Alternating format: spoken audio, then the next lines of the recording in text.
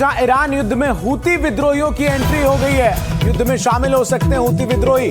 Houthi के प्रवक्ता brigadier general Yahya सरी का बयान सामने आया है। हम युद्ध में शामिल होने के लिए तैयार हैं। आपको बता दें, जनरल सरी की तरफ से कहा गया है कि जैसे ही उन्हें ईरान से आदेश मिलेंगे वो ताबड़तोड़ हमला जो है वो इजराइल पर शुरू कर देंगे। अमेरिका अगर जमीन के रास्ते ईरान में घुसने या खाक द्वीप पर कब्जे की हिमाकत करता है तो इसे ईरान की सबसे घातक कमांडो यूनिट से अमेरिका को निपटना होगा। ईरान ने बता दिया है कि अमेरिका का सामना किनसे होने जा रहा है, जरा देखिए। ईरान की सिपाह नेवी स्पेशल फोर्स यानी SNSF ईरान की रिवॉल्यूशनरी गार्ड्स IRGC की नौसेना की एक कमांडो यूनिट को फारस की खाड़ी का रक्षक माना जाता है। आदर्श वाक्य है, खुदा के अलावा किसी और की फतह नहीं। ईरान की स्पेशल बोट सर्विस SBS ये ईरान की नेवी के कमांडो हैं जिनका आदर्श वाक्य है, जो दृढ़ है वही आजाद है। 65वीं एयरबोर्न स्पेशल फोर्सेस ब्रिगेड, इसे ईरान की थल सेना की हवाई स्पेशल फोर्स के तौर पर जाना जाता है। इसका आदर्श है, हम उस दिन के लिए प्रशिक्षण लेते हैं जिस दिन हमलावरों का इंसाफ से साबका पड़ेगा।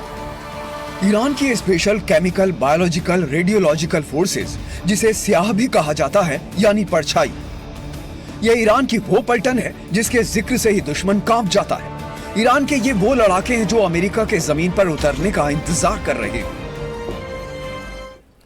और इन सब के बीच एक बड़ी खबर आपको बता दूं, जहां बहरीन में तेज धमाकों की खबर है। एक के बाद एक करीब 10 धमाके जो हैं वो सुने गए हैं। नुकसान कितना हुआ है इसकी जांच अभी जारी है। तो ये बड़ी जानकारी आपको दे रहा हूं, जहां बहरीन में तेज धमाकों की खबर है। जरा तस्वीरें आपको मैं दिखाता हूं, कैसे एक के बाद एक लगातार भीषण धमाके के बाद जो आसमान है वो दहल उठा है। आग की ऊंची ऊंची लपटें जो हैं वो नजर आ रही हैं। और बहरीन में जिस तरीके से ये हमला हुआ है उसके बाद किस तरीके से नुकसान पहुंचा है इसका भी आकलन वहां पर किया जा रहा है। लेकिन ये बड़ी खबर आपको बता रहे हैं, जहां बहरीन में एक के बाद एक करीब 10 तेज धमाके जो हैं वो सुने गए हैं। इसकी जानकारी आ रही है। नुकसान कितना हुआ है इसकी अभी जांच की जा रही है। जंग के बीच ईरान शांति और धन्यवाद संदेश भी जारी कर रहा है, जिसे वो मिसाइलों पर लिखकर सारी दुनिया तक पहुंचाने की कोशिश कर रहा है। साथ ही अपनी भूमिगत मिसाइल सिटी के अंदर की भी वो तस्वीरें सार्वजनिक करके दुनिया को ये दिखाने की कोशिश कर रहा है कि आखिर उसके पास कितना जखीरा है। ये ईरान की अंडरग्राउंड मिसाइल सिटी के अंदर की तस्वीर है, जिसमें IRGC के कमांडो और मिसाइल सिटी के कर्मचारी नमाज पढ़ रहे हैं।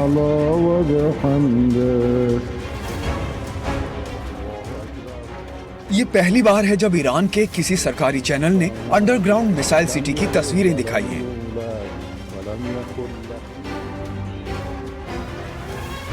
इन तस्वीरों के जरिए ईरान ने अमेरिका से लेकर इजराइल को सीधा संदेश देने की कोशिश की है कि 10,000 हमलों के बाद भी उसकी मिसाइल सिटी का बाल भी बांका नहीं हो पाया और उसके पास कितनी भारी भरकम मिसाइलें जमीन के नीचे छिपाकर रखी गई हैं।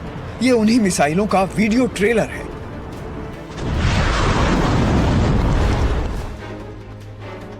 वीडियो में बैलिस्टिक मिसाइलों के अलावा लॉन्च पैड भी दिखाए गए हैं। तो दूसरी तरफ मिसाइलों के जरिए ईरान दुनिया भर में अपने साथ खड़े देशों को धन्यवाद भी कर रहा है। ये वीडियो देखिए, इसमें ईरान ने मिसाइल पर संदेश लिखा है जिसमें भारत को शुक्रिया कहा गया है।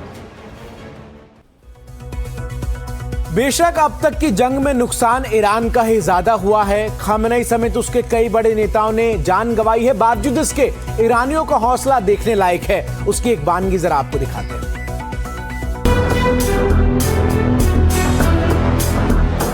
अगर दिल से मौत का डर निकल जाए, पत्थर से टकराने का जिगर हो, फिर जोश और जज्बा कुलांचे भरते हैं और जिंदगी कुछ ऐसे ही मंजर पेश करती है।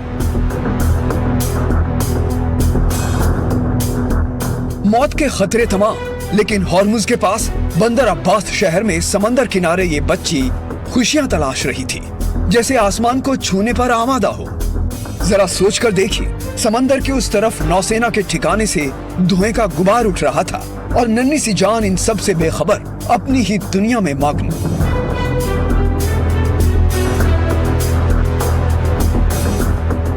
ईरानियों का यही जज्बा उन्हें इस जंग में टिकाए है, जिससे उनका सामना दुनिया की सबसे बड़ी महाशक्ति से। ऐसी कई तस्वीरें सामने आई हैं, लेकिन कम उम्र की बच्ची की हिम्मत की खासी चर्चा है। तस्वीरें दुनिया भर में वायरल हैं।